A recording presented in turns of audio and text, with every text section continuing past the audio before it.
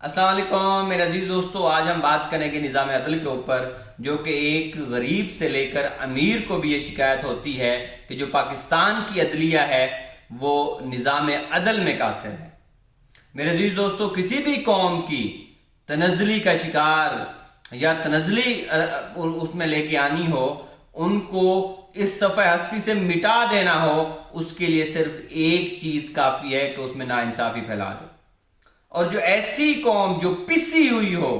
जो नाकाम तरीन हो, उसके लिए यह होता है कि उस सोसाइटी के अंदर, उस मुआशरे के अंदर आप अदल का निज़ाम कायम कर दो, आप वहां पर बिल्कुल इंसाफ कायम कर दो, तो आप जो है ना एक दुनिया के अवलीन सफ़ों में आपकी कौम का शुमार होगा और सोसाइटी के अंदर अमन व अमान बरकरार रहेगा। मेरे अजीज दोस्तों, पाकिस्तान का अलमिया यह है कि सालों की छुट्टियों के ऊपर ये जज साहबान चले जाते हैं और जो मुराआत लेते हैं, जो इनकी मुराआत होती हैं, जो इनके बेनिफिट्स होते हैं, वो एक तरक्की याफ्ता मुल्क के जज के बराबर है। मैं एग्जांपल दूं, अगर मैं ये गलत नहीं है तो अगर आप एक जज अमेरिका का उठा के देखें और एक जज पाकिस्तान का उठा के देखें, इनकी अगर मुराआत को देखें तो आपको कोई फर्क नजर नहीं आएगा। और दूसरी चीज कि जजों से कोई पूछ नहीं सकता,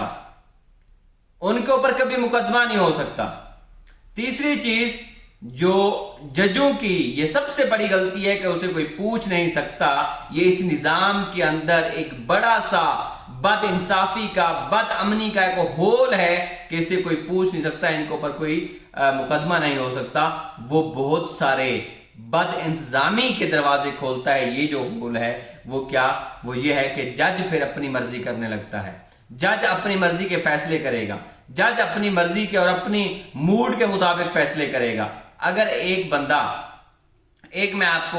एग्जांपल दूं, अगर एक चीज के जिसके तहत कोई ऐसा जुर्म, कोई ऐसा क्राइम कि जिसके तहत उस बंदे को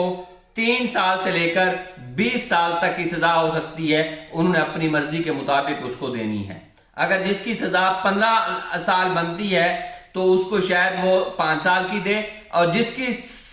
बेचारे की जो सजा है वो 2 साल की बनती है, शायद उसको 20 साल की सजा दे दे। मेरे अजीज दोस्तों, ये अलमिया है हमारी कौम का इस वक्त। अब इससे छुटकारा पाने के लिए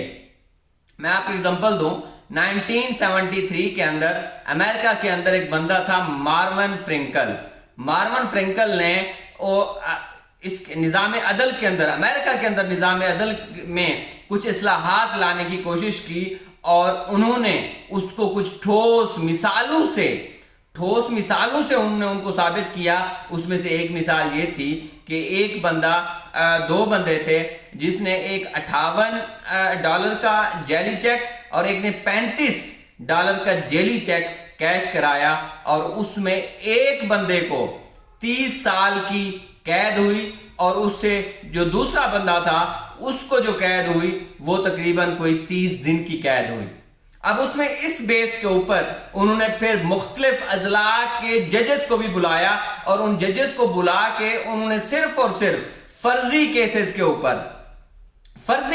ऊपर उनके रिमार्क्स लिए, उनके फैसले जब पूछे तो वहां पर कोई भी जजेस के जो आपस में फैसले हैं वो नहीं मिल रहे थे। अगर किसी ने कोई हेरोइन के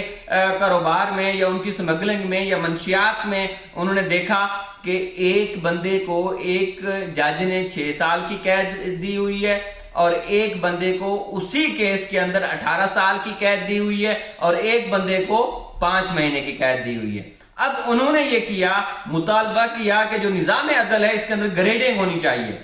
मेरे अजीज दोस्तों, जब इसमें ग्रेडिंग का सिस्टम आएगा, जब उन्होंने बताया कि इसमें जब ग्रेडिंग सिस्टम आएगा कि एक केस जिसकी 5 साल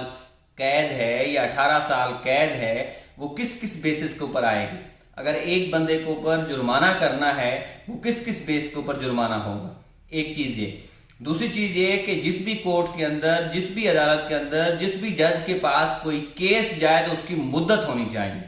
क्योंकि जब ये पेशियों पे पेशियां लगती हैं अदालतों के अंदर, तो इन्होंने वो जो अदालत है, उस अदालत का जो पूरा का पूरा सिस्टम है निज़ाम अदल के ऊपर, ये सबसे पहला ये क्वेश्चन होता है। اس کے علاوہ اگر کسی بھی جج کو کوئی چھٹی چاہیے ہوتی ہے تو فوراً کسی ملک میں چلا جاتا ہے، کسی سیاحتی دورے کے اوپر چلا جاتا ہے یا چھٹیوں کے اوپر چلا جاتا ہے، اس کے کتنے ہی کیسز پینڈنگ کیوں نہ ہوں اس کو نہیں دیکھا جاتا۔ یہ جو چیزیں آئی ہیں یہ اس کے اندر آئی ہیں، اور اس کو کہا جاتا ہے نوائز، شور۔ شور کا مطلب یہ ہے کہ جب آپ کے ڈیسیژن میکنگ پروسیس کے اندر کوئی فیورٹزم آتا ہے، کوئی آپ کا موڈ آف ہونا ہوتا ہے، کوئی آپ کا ڈپریشن ہوتا ہے، یا کوئی آپ کا اوپر کوئی پریشر ہوتا ہے، تو اس کو نوائز کہتے ہیں کہ اس کی زندگی کے اندر، اس کے ڈیسیژن میکنگ پاور کے دوران یہ نوائز ہے، یہ شور ہے زندگی کا، اور اس وجہ سے کوئی ڈیسیژن چینج ہو جائے تو یہ جو میرٹ ہے ججز کا، یہ جو نظام عدل کا، یہ اس کو پورا ڈکلائننگ فیز کی طرف لے کے جاتا ہے، اور یہیں سے جو نظام عدل ہے اس کا کباڑا ہو جاتا ہے۔ میرے عزیز دوستو، یہ ہونا یہ چاہیے کہ کسی بھی ملک کے اندر، صرف امریکہ کی بات نہیں ہے، کسی بھی ملک کے اندر جب نظام عدل مضبوط ہوگا تو وہ سوسائٹی دن دگنی رات چگنی ترقی کرتی ہے، اور جس سوسائٹی کے اندر نظام عدل کمزور ہوتا ہے یا نہ ہونے کے برابر ہوتا ہے، وہاں پر پھر ناانصافی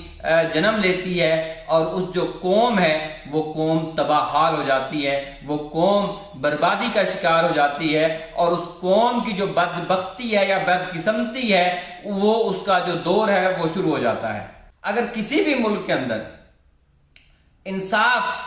کے اوپر کوئی کمپرومائز نہیں ہے، اس کے جو میئرز ہیں وہ سب سے اچھے اور آئیڈیل سٹینڈرڈ کے بنائے ہوئے ہیں کہ جس ملک کا حاکم بھی جواب دہ ہو، جس ملک کا سپہ سالار بھی جواب دہ ہو، جس ملک کا چیف جسٹس بھی جواب دہ ہو، تو وہاں پر ناانصافی کی دور دور تک ناانصافی کا کوئی قصہ، کوئی فیصلہ سنائی نہیں دیتا۔